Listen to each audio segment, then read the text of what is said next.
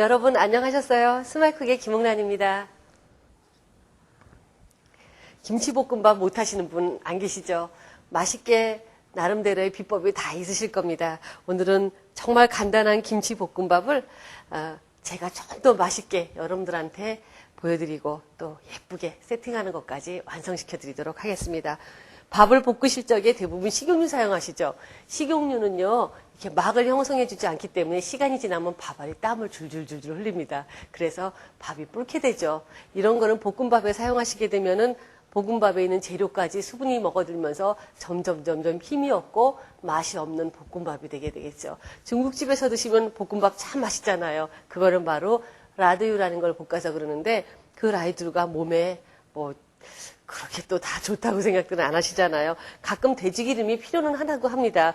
더 나쁜 게 식물성 기름이라고 하죠. 바로 여기 보여드리면은요, 요거는 버터고 이게 크리스코 식물성 100% 식물성 기름이에요.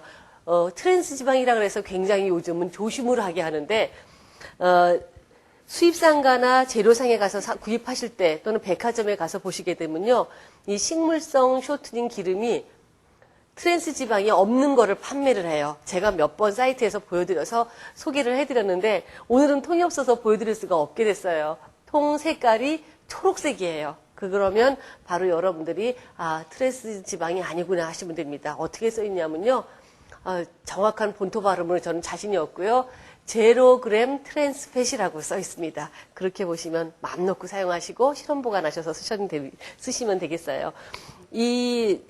쇼트닝으로 밥을 볶아야지 밥이 떼글떼글하게 코팅이 되면서 불지 않고 아주 끝까지 다 드시는 내내 아주 고소한 밥을 맛을 보실 수가 있습니다. 그럼 밥을 먼저 볶도록 할게요.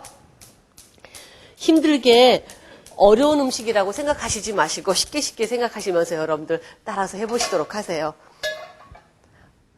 코팅팬이야 금방 가열해서 볶으면 잘 되지만 스텐팬 같은 경우에는 금방 여러분 말을 잘 듣지는 않습니다. 충분히 달궈주고 그런 다음에 기름을 넣고 잠깐 식힌 다음에 밥을이나 야채를 볶게 되면 아주 잘 볶아지게 되죠. 밥 같은 경우에는 미리 해놓은 거 사용하셔도 되지만 식은 밥 있으시게 되면은요, 금방 따뜻하게 해서 드셔도 좋겠지만 밥이 식었을 경우에는 살짝 데워서 하셔도 되고요. 아니면 팬에서 불을 약하게 해서 조금 볶는 시간을 길게 해주시게 되면 밥 속까지 따끈하게 또 데워지게 됩니다. 편안하게 하세요, 여러분들. 뜨겁게 달궈졌어요. 그러면 지금 설명드린 크리스콜 집어넣겠습니다. 돈가스 맛있게 하는 집 가서 드시게 되면 유난히 집은 바삭바삭하고 맛있어 이런 말씀 하실 거예요. 바로 식용유가 아니라 이런 쇼트닝에 튀겨서 그런다고 생각하고 있습니다. 정말 많이 바삭해요, 여러분. 식용유하고는 조금 다르죠. 이렇게 처음에 먼저 냄비에 닿았던 부분이 녹으면서 덩어리는 그냥 있죠. 이럴 경우에는 계속 여러분들이 이 덩어리가 녹기를 가스불 위에서 가열하시게 되면은 연기가 나면서 타게 됩니다. 그래서 이렇게 어느 정도 남은 여열로 다 녹게 되면 이제 여기에 밥을 집어넣고 볶아주세요.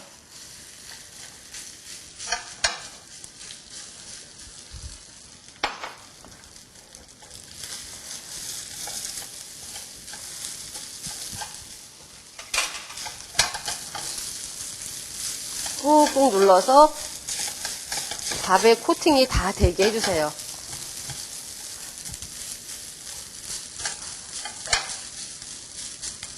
소금 살짝, 일반 소금 사용하시는 거랑 제가 사이트에서 보여드리는 웰빙 소금하고는 조금 염도가 차이 나고 맛도 조금 차이가 난다고 볼 수 있습니다. 맛뿐만이 아니라 영양가 면에서도요, 소금이라고 하기에는 그냥 막 쓰는 소금이라고 생각하시면 그런 생각을 좀 바꾸셔야 될 것 같아요. 저는 요리 재료 중에서 제일 좋아하는 게 소금하고 후추예요. 그 두 가지 있으면 어떤 거든지 정말 맛있는 맛을 100%는 아니어도 80%까지는 낼 수 있죠. 없다고 생각하면 80% 정도 맛을 낼 수가 없습니다. 자, 이렇게 밥이 볶아졌으면 이제 그릇에 덜어 놓으시고요. 계속 볶지 왜 밥을 또 덜어내나 이런 생각하시죠? 아니에요. 재료는 같이 하시면 안 돼요. 따로따로 볶아서 합해야지만 제대로 각각의 맛이 나오게 됩니다. 이렇게 펼쳐주시고요. 이제 여기에다가 식용유를 아주 조금만, 한 반 작은술 정도에서 3분의 1 작은술 정도 넣어주시고요. 다시 불을 가열하셔서 기름을 따뜻하게 데우신 다음에 양파 볶아주세요. 양파 볶아서 뭐 요 정도 소량이니까 양파 볶으실 적에 소금 안 넣으셔도 됩니다. 이렇게 탁탁 튀게 되죠. 어유, 굉장히 막 힘이 세게 튀네요. 그럼 불을 꺼서 두시고요. 그동안에 팬을 살짝 식힐 동안에 고기 양념 하시면 됩니다. 고기에는 일반 불고기 양념이랑 똑같아요. 이 고기는 일반 불고기감을 갈아서 해도 되고, 고소한 거 좋아하시면 차돌박이 사용하셔도 되고, 기름이 있는 거를 드시면 안 되는 분이 김치볶음밥을 해서 드실 적에는 우둔살이라든가 홍두깨살 그런 거 갈아서 하시면 되겠죠. 마늘하고 파 다진 거 이렇게 넣어주시고요. 또 후춧가루도 좀 넣어주시고요. 종합간장 사용하실 적에는 한 큰술 사용하시는데 일반 간장 사용하실 경우에는 한 작은술에 설탕 반 작은술 정도를 섞어서 사용하시면은 간이 맞게 되겠습니다. 이렇게 섞어서 양념이 고기에 배게 되면 다진 고기인데요. 저는 고기를 가른 고기를 별로 좀 잘 안 사서 쓰는 편이에요. 그래서 가른 고기 대신에 고기를 사다가 직접 갈아서 쓰고 있습니다. 참기름을 안 꺼내놨어가지고요. 자, 참기름 좀 넣어주시고요. 이렇게 해서 참기름만 들어가도 벌써 냄새가 아주 좋네요. 자, 그러면 양파가 냄비 열에 의해서 이렇게 아주 뽀얗게 예쁘게 익었어요. 그러면 양념하자마자 고기 이렇게 넣고 재우는 시간 필요 없어요. 갈았기 때문에 간이 쉽게 뱄니다. 여기서 이렇게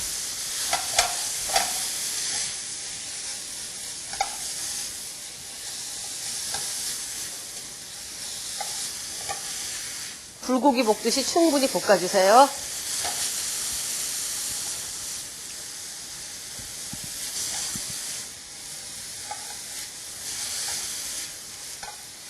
고기 맛있게 볶아지죠.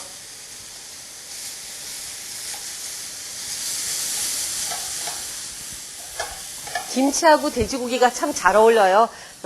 돼지고기 사용하셔도 되는데 돼지고기 가른 거를 사용하실 경우에는 생강즙하고 청주를 한 작은술씩 좀 넣어주시게 되면은 그 특유의 비릿한 고기 냄새가 없어지면서 아주 맛있는 고기가 볶아지게 되겠습니다. 국물이 조금 안 보일 때, 지금 바닥에 살짝 거품이 생기면서 국물이 보이죠?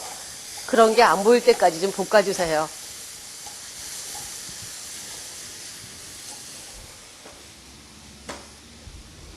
밥이 보시면요, 볶아진 다음에도 이렇게 하나씩 뚝뚝 떨어지는 게 보이죠?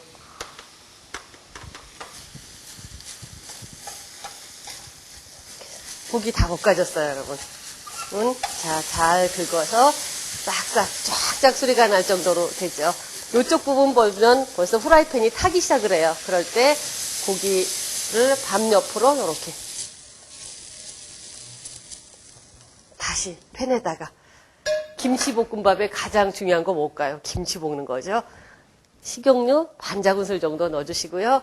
김치 송송 썰은 거 국물 될 수 있으면 없게 해서 볶아주세요. 이 앞부분보다 김치 볶을 때 더 식욕이 생기시죠? 반찬 없을 때 김치볶음밥 하나 얼마나 좋아요. 근데 어쩐지 김치 하나만 볶아 먹자고 생각하면 마음이 서글프실 때가 있을 겁니다.